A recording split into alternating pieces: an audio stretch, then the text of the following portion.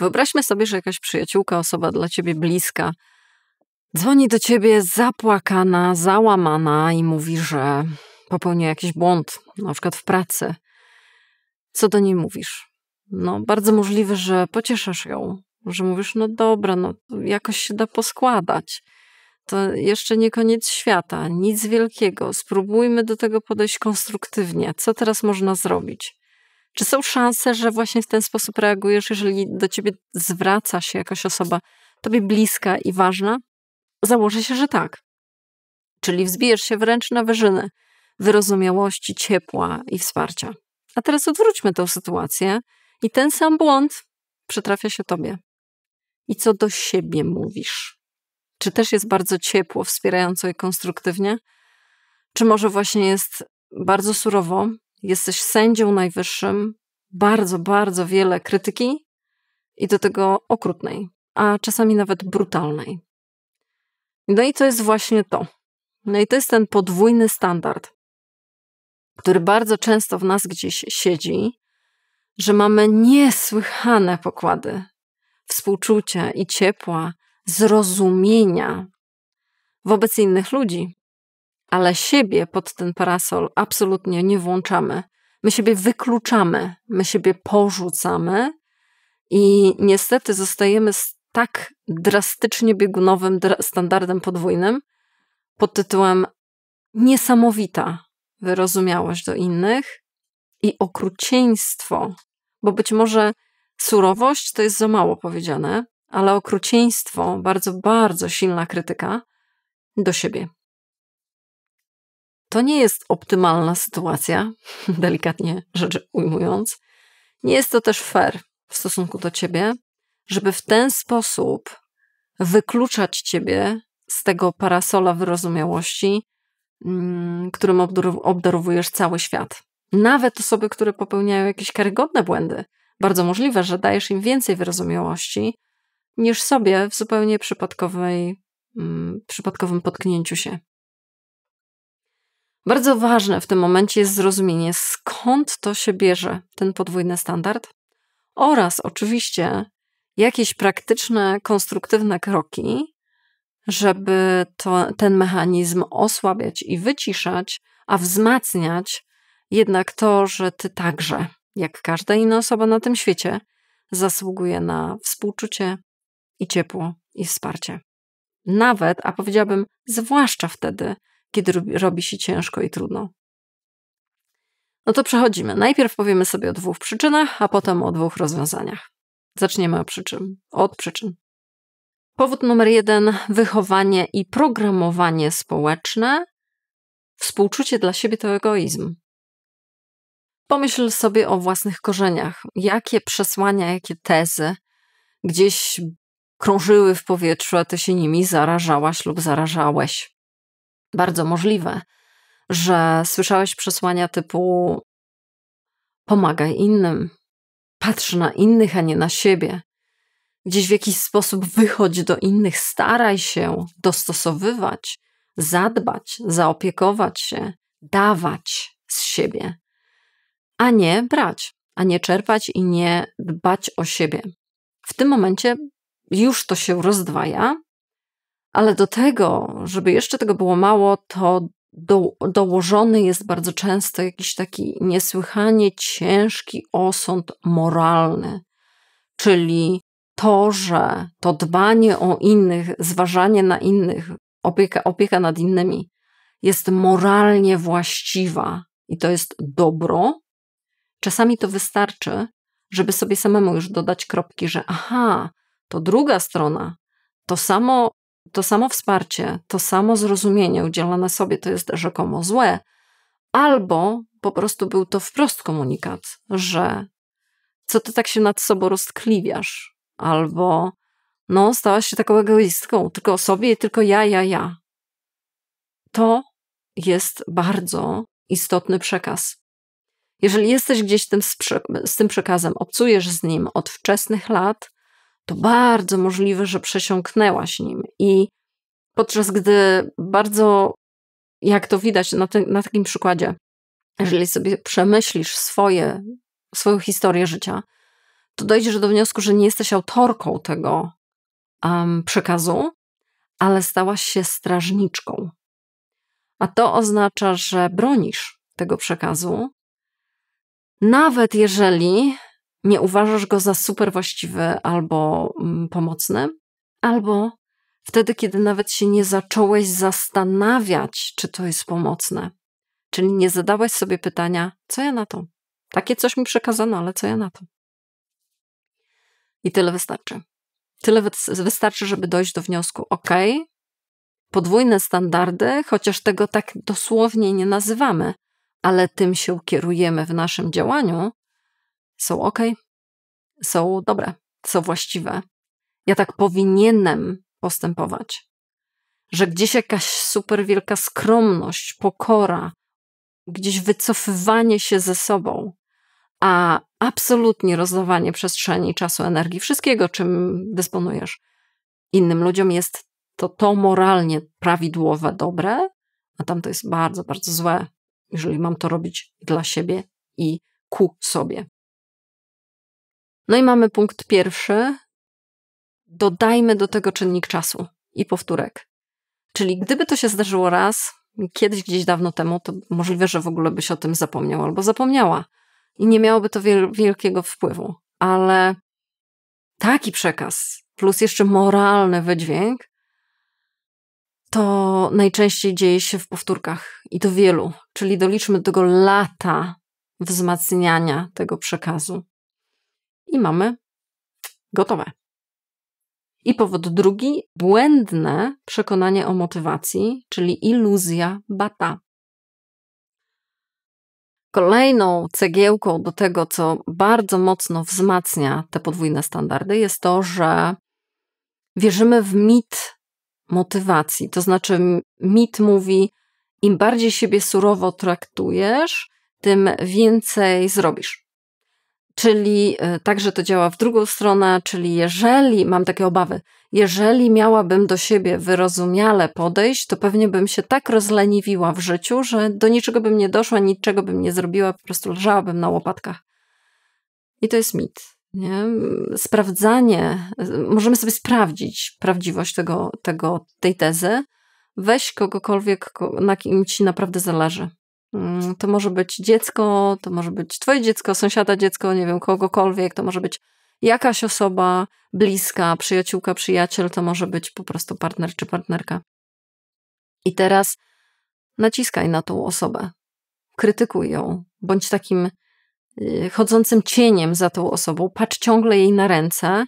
Jeżeli cokolwiek jej się nie uda, gdzieś w procesie nauki popełni jakikolwiek błąd, to po prostu ją zrównaj z ziemią, przejedź ją walcem krytyki, ciągle ją odrzucaj, ciągle ją poniżaj i nie wykazuj absolutnie żadnej tolerancji na jej człowieczeństwo i to, że po prostu jest człowiekiem, a nie maszyną. Powiedz mi, czy tą osobę to zmotywuje? Czy to ją podbuduje? Czy to jej doda sił? Doda energii? Doda pewności siebie i przekonania o własnej wartości i ważności? No, jeżeli jesteśmy szczerzy, to oczywista odpowiedź brzmi nie. No jasne, że nie. To zakrawa o jakieś znęcanie się nad tą osobą. Zwłaszcza jeżeli podstawimy sobie pod to jakieś dziecko, no to oczywiste jest, że znęcamy się nad nim. A więc ta metoda naprawdę nie działa. Tylko zakrzywiona percepcja siebie sprawia, że mamy wrażenie, że gdybym miała sobie okazać ciepło, to by było prosty przepis na moją wielką porażkę życiową.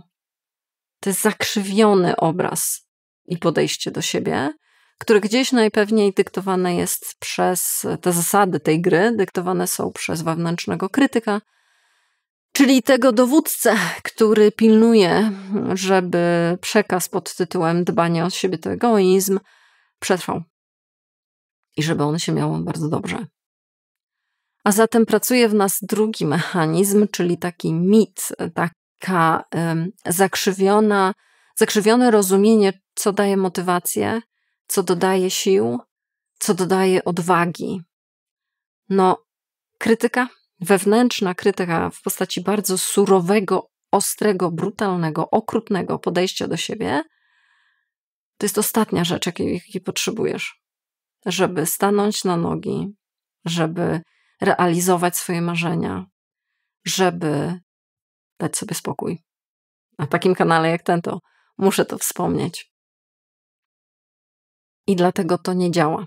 Nie działa na twoją korzyść, tylko prowokuje właśnie te podwójne standardy, a przez to traktujesz siebie bardzo źle. Podczas gdy innych możesz traktować wręcz dotykać jak anioł te osoby i ich życia, ale siebie sobie dokopujesz. Zrozumienie tych mechanizmów, chociażby tych dwóch, oczywiście lista nie jest skończona, ale tutaj chciałam to przedstawić w takiej dosyć spójnej formie. Zrozumienie może być bardzo trudne, dlatego obejrzenie filmu może być za mało. Podlinkuję ci wiele innych filmów na ten temat, o tych takich niepomocnych przekonaniach, które wynosimy z domu, o motywacji, która się nie rodzi z przejeżdżania siebie walcem. Ale być może obejrzenie filmu to za mało. Jeżeli tak jest, to zapraszam cię do konsultacji 1 na 1, dlatego że tam możemy takie tematy poruszyć w twoim indywidualnym przypadku, patrząc na twoje przeżycia i twoje plany i marzenia. Przy okazji zaproszę ciebie na newsletter, dlatego że raz w tygodniu wysyłam w formie pisemnej treści, które dają tobie spokój. Zapraszam. A my przechodzimy do drugiej części tego filmu, czyli mamy dwie przyczyny super gigantyczne, takie, które podtrzymują to okrucieństwo wobec siebie i podwójne standardy bardzo, bardzo mocno i skutecznie. Teraz zapytajmy się, to co ja z tym fantem mogę zrobić? No i zaproponuję ci także 2 rozwiązania. Oto pierwsze z nich. Rozwiązanie pierwsze, technika najlepszego przyjaciela, czyli zmiana perspektywy. Włączenie siebie pod ten parasol wsparcia i ciepła i zrozumienia nie przyjdzie samo i nie przyjdzie tylko dlatego, bo zdaliśmy sobie sprawę, że mam podwójne standardy. Musimy do tego wszystkiego podoczepiać różne praktyki, podoczepiać techniki, strategie. Musimy podoczepiać konkretne rzeczy, które możesz zrobić za każdym razem, kiedy złapiesz siebie na samokrytyce i na samookrucieństwie i samobiczowaniu. No i pierwszą z nich, absolutnie podstawową, naprawdę to jest absolutna podstawa, super skuteczna, tylko i wyłącznie wtedy, kiedy jest powtarzana. Jeżeli tylko o tym usłyszysz tutaj i teraz, to nic to nie zmieni. Jeżeli nic z tym nie zrobisz, to nic to nie zmieni. Jeżeli zrobisz raz, to nic to nie zmieni. Musimy to powtarzać i dlatego to jest skuteczne. Czyli najprostsze pytanie z możliwych. Najbardziej podstawowe, bez kombinowania i super skuteczne. Jeżeli w tej samej sytuacji znalazłaby się a la Kasia Sylwia, co bym powiedziała jej? Co bym chciała jej przekazać? Jak bym się wobec niej zachowała? Bierzemy karteczkę, bierzemy ołówek i spisujemy słowo w słowo. Jeżeli to by ci pomogło, to zacznij to całe wypowiedzenie od imienia swojej przyjaciółki, przyjaciela, bliskiej osoby. Tak jak mówię, być może jakiegoś dziecka, to nie musi być dziecko stricte, czyli bardzo młoda osoba, ale ogólnie, może jakaś siostrzenica, może ktoś, jakiś kuzyn, może po prostu córka lub syn. Spisz to. Zauważ, jak twój umysł działa wobec niej, wobec tej osoby. Jak dużo życzliwości i wsparcia po prostu sypie się bezwysiłkowo. To jest żaden problem. Ta perspektywa jest łatwa, bo ona jest bardzo łatwa, tylko że właśnie nie do siebie. Więc wykorzystajmy tą łatwość, zobaczmy, jak mój mózg by potraktował tą drugą stronę, a potem zmieńmy tylko w samym wstępie imię na własne. Przeczytaj to sobie. Przeczytaj to sobie na głos. I zdaję sobie sprawę, że na przykład kiedy coś się dzieje, jakieś szaleństwo w pracy, jest bardzo trudno takie ćwiczenie. Dobra, ale wróć do domu i poświęć sobie 5 minut na to ćwiczenie. Zrób to dziś, zrób to jutro, pojutrze. Zrób to wielokrotnie, po to, żeby chociażby zauważyć i przez to podważyć, jak wielkie podwójne standardy stosujesz w swoim życiu. A jeżeli gdzieś widzisz to, okej, no faktycznie do innych to mówię jakoś inaczej, ale nie wiedziałabym, co bym powiedziała do innych, to zrób to ćwiczenie.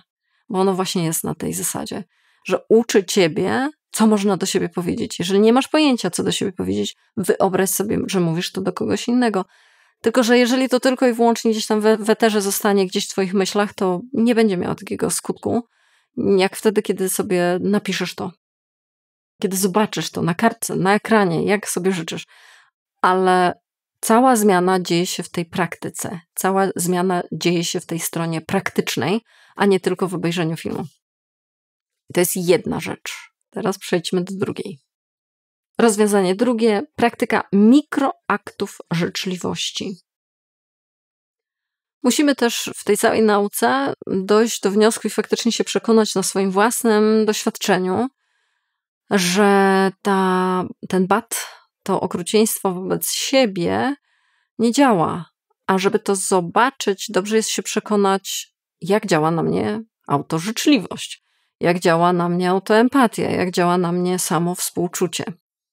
I tak jak w pierwszym rozwiązaniu, pierwszym ćwiczeniu jesteśmy gdzieś w obrębie słów, tak teraz przejdziemy sobie do działania. I nie będzie chodzić o jakieś wielkie akty, wielkie gesty, tylko właśnie zmniejszamy skalę. Na zasadzie, bo to jest do zrobienia tu i teraz, bo to potrwa minutę, może 2 i tyle wystarczy. Tak? I to sobie przekazujemy. Czyli nie zmieniamy całego życia naraz, ale zapraszamy sobie jedną herbatę, która jest bardzo smaczna i którą lubimy. Dlaczego? Bo akurat się zrobiło ciężko. I to właśnie się w tym wszystkim zamyka, tej praktyce. Ona jest super malutka, bardzo, bardzo praktyczna. Czyli wtedy, kiedy zauważasz, że dzieje się coś trudnego i już widzisz, albo wiesz, że to tylko kwestia czasu, za sekundę zaczniesz siebie bardzo mocno krytykować, robimy przerwę i zadajesz sobie to pytanie. Jaki jest jeden najmniejszy fizyczny akt życzliwości, który mogę sobie teraz podarować? Tak jak mówię, to może być to, że dobra, to ja sobie wstanę, wyjdę na balkon, pooddycham świeżym powietrzem. To będzie dla mnie takie fizycznie korzystne. Albo zrobię sobie tą herbatę. Albo może pobawię się przez chwilę z moim psem. Albo zadzwonię do kogoś, żeby już nawet nie tylko opowiedzieć, co się stało. Możesz od tego w ogóle nie robić. Ale usłyszę głos tej życzliwej osoby, którą gdzieś tam mam w zapleczu. Albo napiszę jakąś wiadomość do niej. Albo napiszę komentarz pod filmem. Po to, żeby gdzieś z kimś się połączyć, po prostu gdzieś zaistnieć, coś wyrazić. Jak widzisz, to będzie jakieś działanie. Oczywiście utrzymujmy to bardzo fizyczne, czyli na poziomie bardzo fizycznym, czyli porozciągaj się, a może sobie poskacz, a może sobie włącz jakąś piosenkę i potańcz. Może się porozciągaj, pooddychaj inaczej, wypij coś, zjedz coś, weź prysznic. Tego typu rzeczy gdzieś podbudowują nas od strony tej fizycznej. Wtedy nasze myśli idą troszeczkę w innym torze. I tak jak mówię, jeżeli tego nie zrobisz, to nie zadziała. Jeżeli to zrobisz jeden raz, to nie zadziała. To znaczy może zadziałać, ale na krótko. Stawiamy na powtórki. Stawiamy na to, że to jest twój nowy styl życia, styl bycia. Styl bycia wobec siebie. Nowy styl bycia. W związku z tym dajmy sobie czas i postawmy na powtórki. Nie bójmy się powtarzać tych rzeczy, bo to one poprzez powtórki się wzmacniają. Tak i okrucieństwo wobec siebie wzmocniło się poprzez powtórki, tak i życzliwość do siebie. Zniwelowanie gdzieś tych ostrości podwójnych standardów będzie się zmniejszać poprzez powtórki. Daj mi znać w komentarzu, czy tak jest w twoim przypadku. Czy faktycznie gdzieś znajdujesz się w takim momencie, gdzie innych to ty w ogóle inaczej traktujesz niż siebie. Jak to wygląda w twoim przypadku i którą z praktyk spróbujesz? Każdy komentarz, każda subskrypcja, wszystko co tutaj robisz, to jest wsparcie tego, co robię. Za co ci bardzo, bardzo dziękuję. Podobnie jak wszystkim innym osobom, które mnie wspierają poprzez inne platformy. Jeżeli ten film lub jakikolwiek inny na tym kanale w coś wniósł pożytecznego, coś wniósł pozytywnego w twoje życie i masz ochotę podłączyć się pod to wsparcie, zapraszam z góry. Masz moją dozgonną wdzięczność. I cóż, na dzisiaj wystarczy. Do zobaczenia następnym razem.